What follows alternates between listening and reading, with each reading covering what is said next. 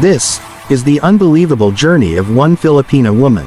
One singer, two voices, and the moment she walked on stage, absolutely no one in that audience had any clue that the next few minutes would become AGT history. It all begins with a single spotlight. A lone woman walks onto the America's Got Talent stage, steady but soft, her hands clasped together like she's holding something fragile inside her palms. She moves with the kind of grace you only see in someone who has lived 1,000 quiet battles. Her eyes scan the theater, a sea of strangers, the judges, the cameras, and for a split second, it almost looks like she might turn around and walk off. But she doesn't. She steps right into the center of the stage and breathes in, long and deep, as though she's trying to gather every piece of courage left inside her chest. Then Simon Cowell leans forward, studying her the way only Simon does. "What's your name?" he asks. The woman smiles. Not a big smile, not a showy smile, but the kind that tells you she's grateful just to be here. "My name is Laura," she says, her voice small but clear. "And where are you from?"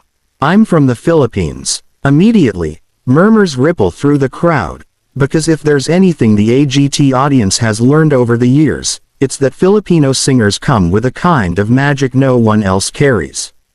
Something deep, something powerful, something raw, but no one could have known just how different this woman would be. Simon nods. "And what will you be doing for us today?" "I'll be singing," she answers. "How long have you been singing?" She glances down, almost shy. "Since I was a child. Music has always been my friend." There's a softness in the way she says it.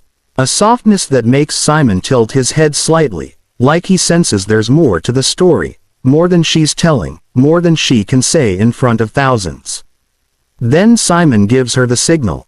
"All right, stage is yours." The theater goes silent. The lights dim. A quiet instrumental begins to play. Gentle strings, a slow rising piano, and for a full 3 seconds Laura doesn't move. She stands perfectly still, eyes closed. It's as if she's slipping into another world, one that only she can see. And then, she starts to sing.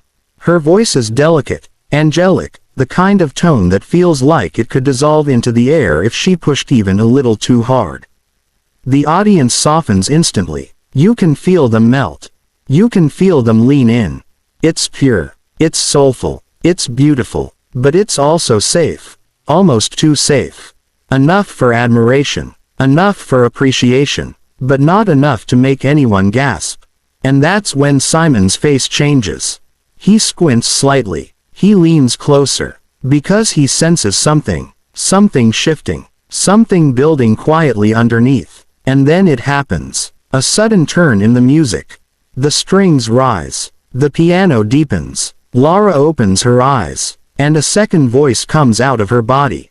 A voice completely different from the one she started with. A voice that doesn't sound like it belongs to the same person.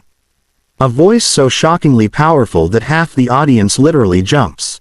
It's deeper, stronger, richer. Like a completely different singer suddenly stepped into the room. Simon's jaw drops. He looks at the other judges, then back at her, and all 4 of them have the exact same expression, pure disbelief. The theater bursts into screams. Laura is still the only person on stage. Still standing exactly where she was. Still holding the microphone in both hands. But out of her comes 2 voices, one soft and angelic, one bold and commanding, trading places like a duet between 2 singers who aren't actually there. The audience is mesmerized. Howie stands up. Heidi grabs Sophia's arm. Simon's eyebrows lift higher and higher as the performance escalates. Laura transitions again.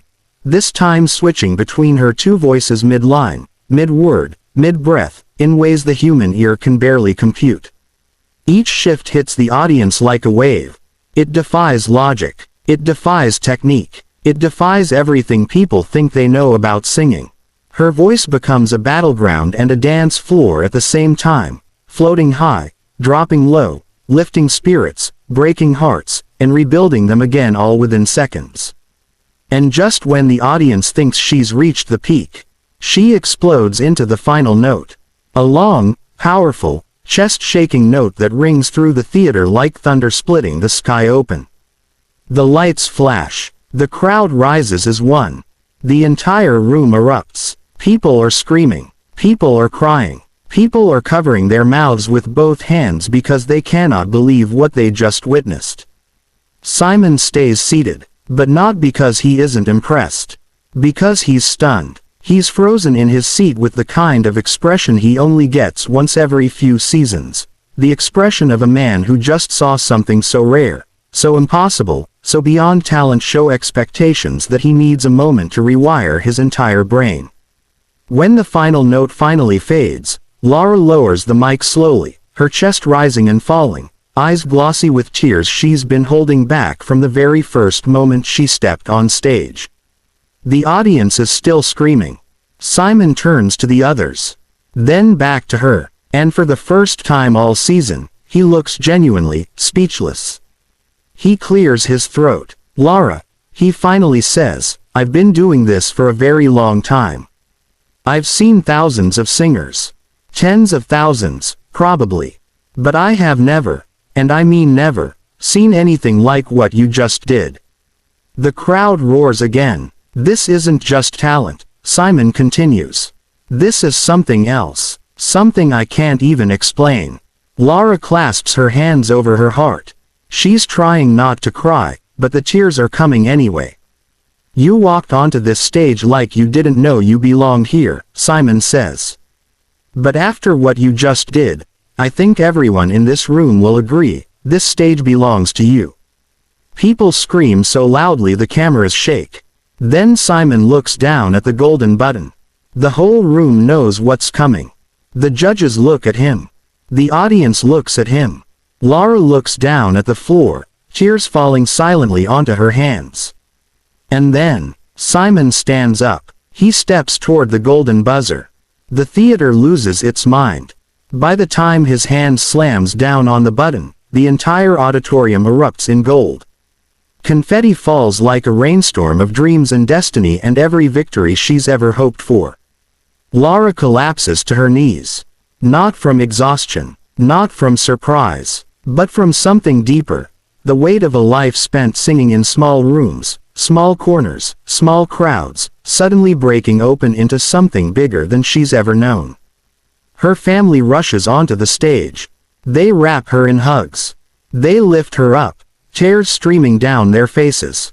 Simon stands back, smiling, a real smile, the kind he only gives when he knows he just found something extraordinary. The audience keeps cheering long after the confetti stops falling.